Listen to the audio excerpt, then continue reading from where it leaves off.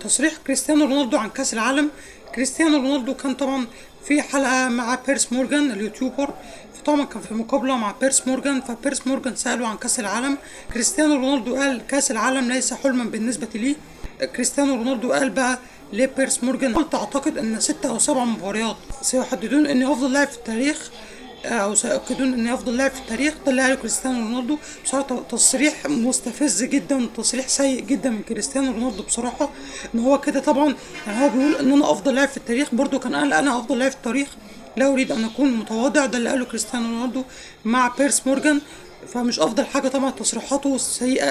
تصريحات رونالدو في الفتره الاخيره كلها سيئه جدا، كلها مستفزه بالنسبه لعشاق ميسي او حتى عشاق رونالدو. يلاقوا ان الكلام متناقض. حتى في عام 2020 او 2021 كريستيانو رونالدو قال كاس العالم هي اكبر بطوله واريد تحقيقها. طبعا ده اللي قاله كريستيانو رونالدو عام 2021. فطبعا كلام متناقض. 2021 كان رونالدو عايز يكسب كاس العالم، ودلوقتي في 2025 مش عايز يكسب كاس العالم. طبعا اكيد ده عشان ميسي كسب كاس العالم، ده اكيد. بحس انه كده رونالدو عنده كده هوس بميسي بصراحه.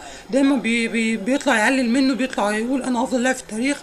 تصريحات رونالدو كلها مغروره ومستفزه بصراحه. رونالدو قال كاس العالم ليس حلما بالنسبه لي. هل تعتقد ان 6 أو 7 مباريات سيؤكدون اني افضل لاعب في التاريخ؟ ده هذا ما قاله رونالدو. وسلام.